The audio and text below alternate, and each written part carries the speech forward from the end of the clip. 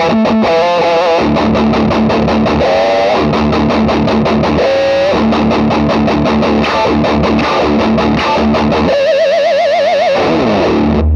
to Worship Tutorials. We have new patches, presets, profiles, tone models of a very special amp that's highly requested these days, the MRGN AC20 Deluxe. So right off the bat, links below to download these patches.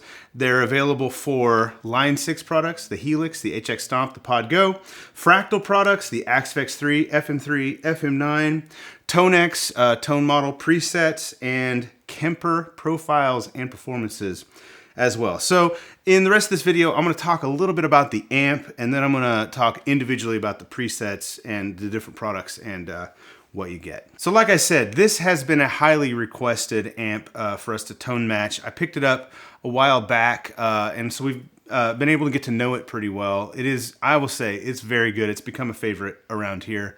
It is sort of Vox AC30 flavored. I think of it more like the Matchless C-30. It has 2 channels, and so for all of the patches and presets, we're delivering 2 separate presets. One based on the 12AX7 channel, which is the cleaner chimier of the 2, and then one based on the EF86 channel, which is a little thicker sounding and has some more gain on tap. So the amp itself, when you're in either channel, has 2 switches on the front. One is like a bright switch and one is a bass cut. So if you flip them both up, you get like a Vox AC30 Brilliant channel. It's a little thinner, lots of chime, very jangly, and if you flip them both down, you get what you could think of as a normal channel on an AC30. So much darker and a lot more bass heavy tone. Now, what we found, the sweet spot is if you flip the treble up, but you don't engage the bass cut. So the top switch up, bottom switch down, it kind of gives you the best of both worlds. You get the bright, chimey goodness from that top boost sound, but like a more thicker, heavier bass response. And we really loved it in both situations.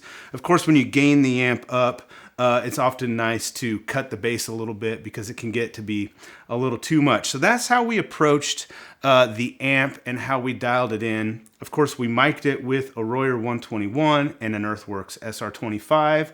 The 112 cabinet with the amp has a Celestion Gold in it. It's a great pairing for this amp. It's kind of rare. Most of the MRGN AC20s don't come with a gold. The gold is an upgraded option. We loved the way that it sounds, and we ran those 2 mics through a Neve 1073 DPX stereo Neve preamp with a little bit of EQ. Phenomenal sounding amp. We thought that it really did translate well into these presets. Better than a lot of amps we've done in the past. I'd say most of the time it's like you get, 95 to 98% of the way there when you do things like tone matching or capturing.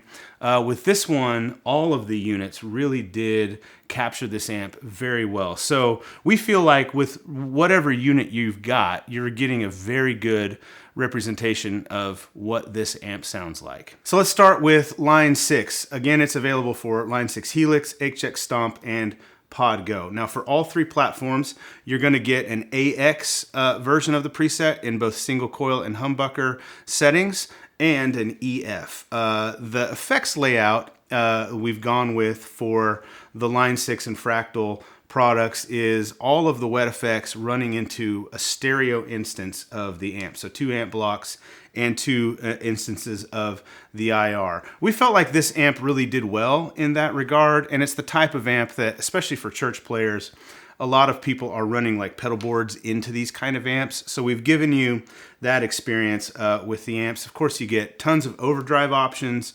We picked the ones that we thought paired really well. Modulation options, chorus and tremolo, and of course lots of delays and reverbs, as we always do. With the Helix, you get 8 snapshots ranging from clean all the way to huge gain and some modulation and ambient options. On HX Stomp and on Pod Go, we've delivered the patches as we typically do and then given you FX versions that have all of the effects blocks from the main Helix patch that wouldn't fit in a single HX Stomp patch. For HX Stomp, again, it's going to be 2 amps in stereo, and the routing is set up so that if you're running it at the end of a stereo pedal board, All you got to do is plug in left and right. Of course, you can tweak that to suit your rig, whatever works best for you. For Pod Go, it's the same as we typically do. Of course, you only have 1 amp in that situation, 1 IR, and then wet effects after the amp, and then 4 snapshots to give you gain and ambient tones. For Fractal, Axe-FX III is much the same, and FM9 is much the same as the main Helix patch. You've got all of the effects running into 2 instances of the amp block, so everything running into the front of the amp. Fractal has the Morgan AC20 as an amp model, so of course that's what we used for our tone matching.